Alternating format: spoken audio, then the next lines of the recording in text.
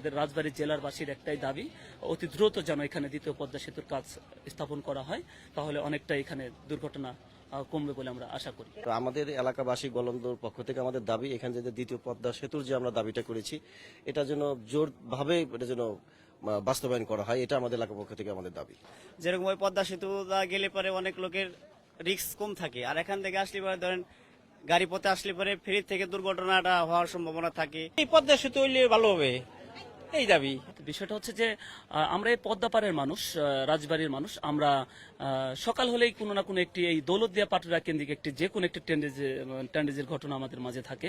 আপনি বিগত দিনেও দেখেছেন এখানে ফেরি ডুবির ঘটনা ঘটেছে, লঞ্চ ডুবির ঘটনা ঘটেছে, এবং মাঝে মধ্যেই কিন্তু ফেরি থেকে ট্রাক পড়ে যায়, এই বাসও পড়ে যায়। আসলে বিষয়টা হচ্ছে আমার কাছে মনে হচ্ছে এখানে ঘাট অব্যবস্থাপনার একটা বড় একটা লক্ষণ। এই ঘাটটা কিন্তু শুকনো মৌসুমে কিন্তু অনেকটাই ঢালু, পানি যখন নদীতে কম থাকে আপনি দেখবেন যে ঘাটটা কিন্তু অনেকটাই ঢালু হয়ে যায়। এখানে কিন্তু ড্রাইভারদেরকে গাড়ি নিয়ন্ত্রণ রাখাও তাদের কাছে অনেকটাই কষ্টসাধ্য ব্যাপার হয়ে যায়।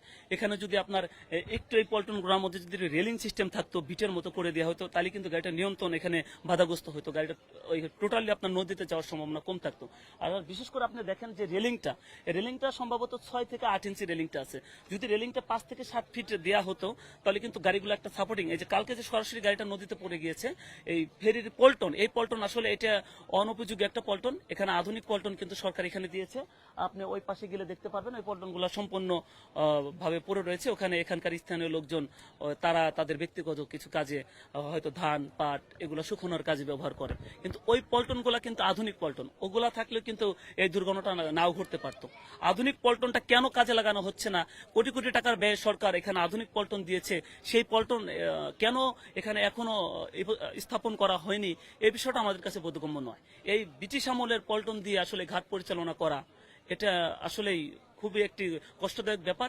এই যে কালকে যে একটা ঘটনা ঘটেছে, আমরা অনেকে এটাকেই শুধু দুর্ঘটনাই বলে চালিয়ে দিচ্ছি যে একটা দুর্ঘটনা ঘটেছে, আসলে এটা আমার কাছে দুর্ঘটনা না। যার স্বজন হারিয়েছে, যার মা হারিয়েছে, যার বাবা হারিয়েছে, যে সন্তান হারিয়েছে, সেই আসলে জানে তার স্বজন হারানোর কি ব্যথা। সরকার হয়তো সরকারের তরফ থেকে 15-20 হাজার টাকা, আহতদের জন্য 10 হাজার টাকা, আসলে এই টাকাই কি সব? এই টাকা দিয়ে কি আপনি একটা ফ্যামিলিকে সেই আগের মতো পরিবেশে কি আনতে পারবেন? এটি কি আনা সম্ভব? তো সর্বশেষ আমরা দাবি জানাই এরকম দুর্ঘটনা যেন আর না ঘটে, কোনো মায়ের বুক যেন খালি না হয়, কোনো বাবা যেন তার সন্তানকে না হারায়, সন্তান যেন বাবাকে না হারায়। সর্বোপরি আমরা এখানে যেহেতু দক্ষিণবঙ্গের 21 জেলার প্রবেশদ্বার, 21 জেলার মানুষ এই দৌলতদিয়া পাটুরিয়া নৌরোড ব্যবহার করে। এই রোড দিয়ে প্রতিদিন হাজার হাজার মানুষ ঢাকা তাদের কর্মস্থল রাজধানীতে যায়, প্রতিদিন যাতায়াত করে। তো মাননীয় প্রধানমন্ত্রী বাংলাদেশ সরকারের যিনি রয়েছেন, তাদের কাছে আমাদের রাজবাড়ী জেলারবাসীর একটাই দাবি, অতি দ্রুত যেন এখানে দ্বিতীয় পদ্মা সেতুর কাজ স্থাপন করা হয়, তাহলে অনেকটা এখানে দুর্ঘটনা কমবে বলে আমরা আশা করি। এর আগে বলতে আমরা যারা রাজবাড়িতে গলন্দ বসবাস করি, আমরা প্রতিদিনই একটা আতঙ্কের মধ্যে থাকি। আমাদের সবসময় ভয় কাজ করে, কখন যেন দৌলতদিয়া লঞ্চ ডুববে, কখন যেন ফেরি থেকে ফেরি পড়ে যাবে, কখন যেন ফেরি ডুবে যাবে। আসলে যখন আমরা এই নদীর মধ্যে পার হই, আপনি একটু লক্ষ্য করবেন, এই যে সামনে কালবৈশাখী ঝড় আসতেছে, এই ঝড়ের মধ্যেও কিন্তু দেখবেন যে দুর্ঘটনার প্রবল সংখ্যা রয়েছে।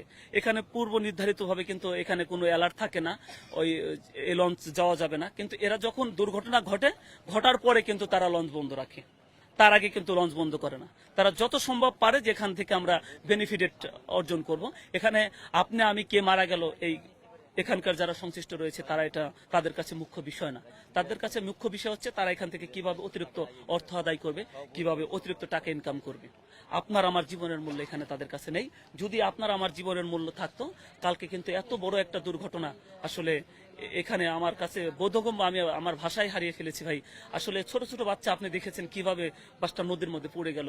এখানে সম্পূর্ণ ঘাটে তাদের অব্যবস্থাপনা, এবং এই দায় তারা কোনোভাবেই এড়াইতে পারে না। এখানে যারা রয়েছে এই তদন্ত করে তাদের সুষ্ঠু একটা বিচারের আওতায় এনে দৃষ্টান্তমূলক শাস্তির ব্যবস্থা করা হোক, যেন ভবিষ্যতে এ ধরনের আর কোনো দুর্ঘটনা না ঘটে। এই পদ্মা সেতু হইলে ভালো হবে, এই দাবি আর কি। ভালো হবে মনে করেন এই যে মাঝে সাঝে হয়, তারপরে জামজট বাইজে যায়, পদ্মা সেতু হলে তার এই জামজট বাঁচবে না, কথাটা বুঝছেন, সরাসরি চলে যাওয়া যাবে। ঘটেছে অনেক আগে দেখছি, বিদেশটা আসতেছে, এখানে একটা মাইকো নিয়ে যাওয়ার সময় মাইকো সহ এইভাবে পড়ে গেছিল। হ্যাঁ, এর আগেও আমাদের এখানে লঞ্চ দুর্ঘটনা ঘটেছে, আবার একটা ফেরি এর আগে দুর্ঘটনায় কবলিত হয়েছিল। পাটুরিয়া ঘাটে। তো আমাদের এলাকাবাসী গলন্দর পক্ষ থেকে আমাদের দাবি এখানে যে দ্বিতীয় পদ্মা সেতুর যে আমরা দাবিটা করেছি এটা যেন জোরভাবে এটা যেন বাস্তবায়ন করা হয়, এটা আমাদের এলাকা পক্ষ থেকে আমাদের দাবি। আসলে মানে ভাষায় প্রকাশ করার মতন কোনো বিষয় না, এটা এতটাই মর্মান্তিক বিষয় যে এটা আসলে গতকালকে একটা ভিডিওতে দেখলাম যে একটা বাচ্চা তার বাবা 3-4 মাস আগে মারা গেছে এবং তার মাটাও গতকালকে এই বাসের মধ্যে মারা গেছে এবং ছেলেটা একবারই এতিম হয়ে গেছে। সেই জায়গা থেকে যেসব দুর্ঘটনা ঘটতেছে এখানে, এটা আসলে ভাবে মানে মেনে নেওয়া যায় না, খুব কষ্টদায়ক বিষয়টা। যেরকম ওই পদ্মা সেতু গেলে পরে অনেক লোকের রিস্ক কম থাকে, আর এখান থেকে আসলে পরে ধরেন গাড়ি পথে আসলে পরে ফেরি থেকে দুর্ঘটনাটা হওয়ার সম্ভাবনা থাকে। ঝড়ি সাপোর্ট হলে আর একটা পদ্মা সেতু হলে এদের জন্য, রাজবাড়ী জেলার লোকজন, গলন্দবাসীর লোকজন, এই বঙ্গে যারা আছে এদের জন্য ভালো হবে।